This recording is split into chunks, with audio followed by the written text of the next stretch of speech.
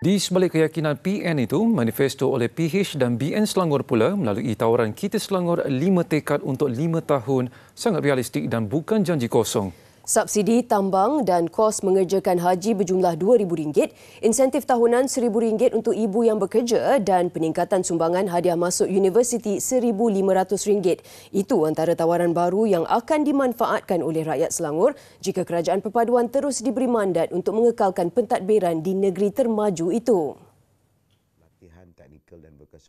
Pengerusi PH Selangor, Datuk Seri Amiruddin Syahri berkata kesinambungan program di bawah Iltizam Selangor Penyayang juga telah ditambah sehingga 60 program berbanding 46 sebelum ini.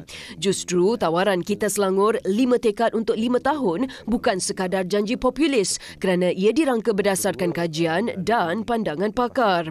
Beberapa strategi juga telah dirangka untuk meningkatkan pertumbuhan ekonomi negeri termasuk pembangunan infrastruktur.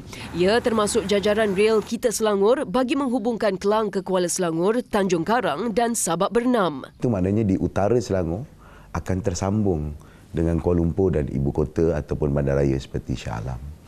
So orang tidak perlukan mobiliti yang terlalu besar ataupun kenderaan yang besar, kenderaan yang banyak untuk bekerja, mengurangkan traffic jam, menjamin sustainability dan sebagainya.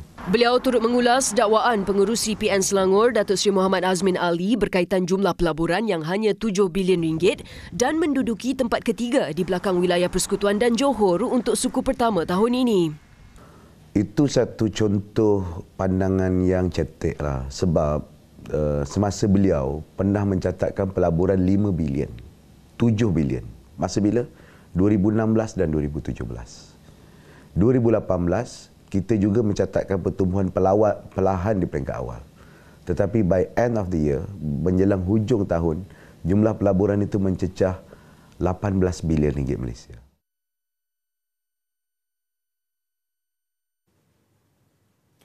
Tawaran Kita Selangor itu juga disifatkan sebagai komprehensif dalam memajukan ekonomi dan taraf hidup rakyat negeri itu.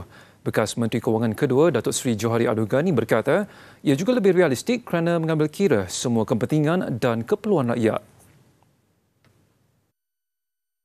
5 teras utama yang digariskan merangkumi ekonomi unggul dan pendidikan berkualiti, agama sebagai cahaya dan inspirasi kehidupan bermaruah serta kerajaan yang cekap dan efisien. Ini termasuk pembangunan mampan, selesa dan berdaya huni serta Selangor negeri penyayang yang membela kepentingan rakyat. Manifesto itu jelas Datuk Seri Johari menggambarkan hala tuju kerajaan PHBN yang komited dengan pelbagai rancangan pembangunan termasuk jangka masa panjang dan pendek yang mampu melonjakkan ekonomi dan pendapatan negeri itu. Walaupun kita mengejar pembangunan ini, saya nampak manifesto itu juga mengambil kira dari segi soal-soal program-program kemasyarakatan dan sosial, sehingga melibatkan bantuan-bantuan yang saya rasa agak menarik lah.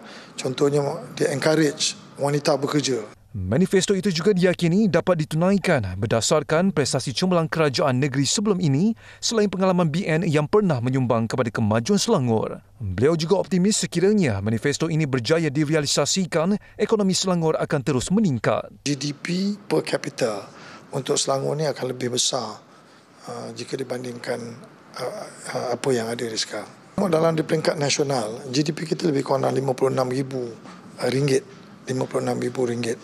Tetapi Selangor, on the state alone, dia RM59,000. Hampir RM60,000 lah dia. Dia lebih besar daripada national average.